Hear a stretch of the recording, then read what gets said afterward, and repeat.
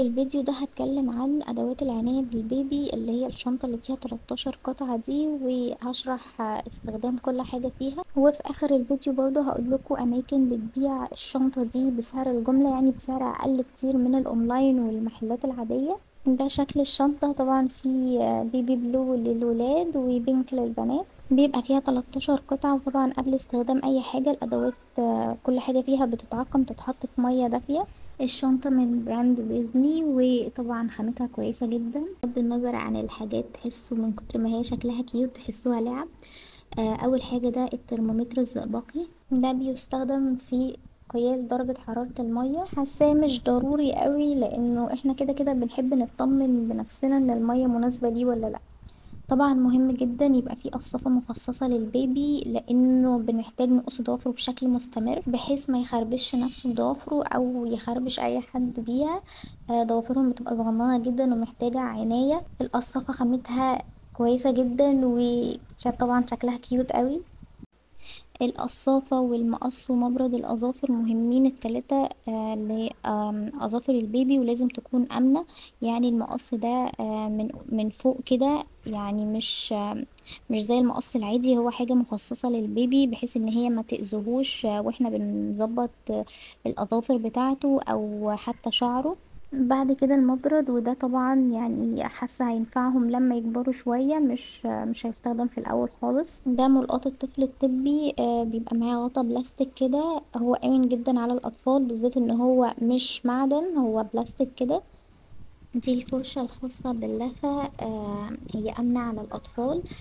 بس أنا مش بحبذ إننا نستخدم الفرشة اللي هي السيليكون دي من أول يوم. يعني الناحية التانية ممكن نستخدمها في تنظيف اللثة، التانية اما يبتدي يطلع سنان. ده شكلها من الناحيتين.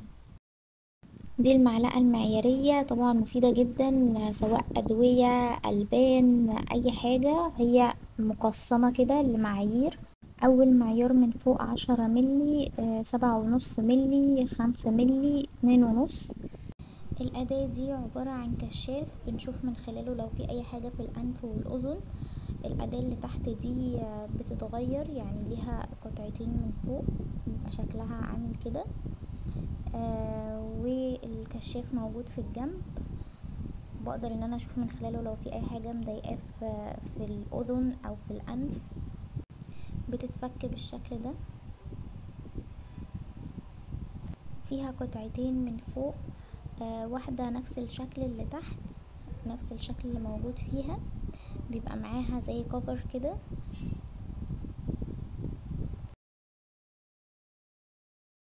تاني قطعة موجودة فيه وهي شبه الملقاط كده، برضو بحطها في الكشاف لو في اي حاجة موجودة اقدر ان انا استخدمها. طبعا مهم جدا يكون موجود ترمومتر لقياس درجة الحرارة. الترمومتر ده بنقيس من خلاله درجة الحرارة عن طريق تحت الإبط أو ورا الودن. ده الزرار بتاعه بنضغط عليه وبنحطه ورا الودن مثلا، أول ما يقيس درجة الحرارة هيبتدي يعمل صفارة. الشفاط ده مخصص لتنظيف الأنف، هو بيبقى معاه غطا كده، كمان تنظيفه سهل، يعني أنا بشيل كل قطعة فيه وأنضفه بسهولة جدا. هو مخصص لتنظيف أنف البيبي، لو في أي مخاط أو حاجة بشفطه بيه. دي قطارة الدواء، هي مدرجة من 1 ملي ل5 ملي، مش عارفة واضح ولا لأ، بس هي من 1 ملي ل5 ملي. بنقدر اننا نستخدم الجزء اللي فوق ده عشان ناخد الدواء ويكون سهل علينا نديه للطفل. طبعا الجزء اللي فوق ده بيتشال وتنضف برضو بسهولة جدا. بعد كده المشط الطبي، المشط طبعا زي ما شايفين سنانه دائرية كده، يعني أمنة على فروة الطفل، وهي مناسبة جدا جدا للمرحلة الأولانية من عمره. والمشط مناسب أكتر من إن هو يعني يسرح شعر، إن هو بيعمل مساج لفروة الراس وبينشط الدورة الدموية فيها. الفرشة الطبية كمان مناسبة جدا لفروة راس البيبي لأنها طبية وناعمة جدا على الفروة، فهي مناسبة أول كام شهر جدا ليه. وبس كده اتكلمت عن كل حاجة في شنطة مستلزمات البيبي بتستخدم في ايه.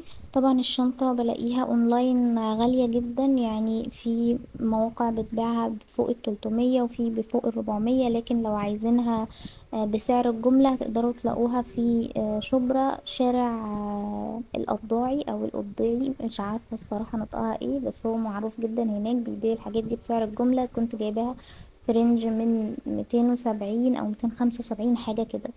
لكل بقى المامز اللي عندي، دي بداية أول سلسلة للمامز، فاستنوا أفكار كتير وأماكن بتبيع جملة للبس الأطفال وحاجات الأطفال عموما وتجهيز شنطة المستشفى. تحت الفيديو ما تنسوش تدوسوا زر الاشتراك في القناة أو سبسكرايب علشان تشوفوا كل الفيديوهات الجاية، ولايك للفيديو لو عجبكم.